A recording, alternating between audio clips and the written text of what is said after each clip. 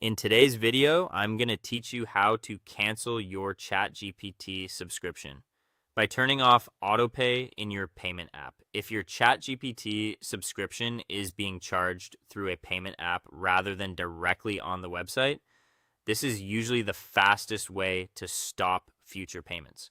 The process is simple, but it's important to go carefully so you can make sure the subscription is fully canceled and won't renew again. Start by opening the payment app you used when you first subscribed to ChatGPT. This could be a digital wallet, a mobile payment app, or another service that manages recurring charges. Once you're inside the app, look for the section related to automatic payments.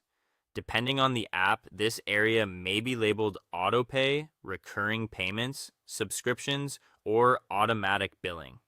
When you find that section, scroll through the list of active payments and look for the entry connected to ChatGPT or openai.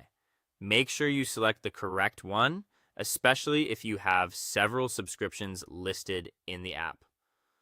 Opening the right entry will take you to the subscription payment details, where you can review how the recurring charge is currently set up.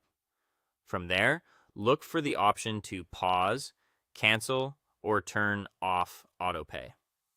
Different apps use slightly different wording, but the goal is the same.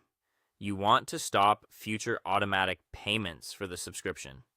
Tap that option and follow the prompts on screen. In many cases, the app will ask you to confirm your decision before the change is finalized. Go ahead and confirm the cancellation. After that, don't stop there just yet.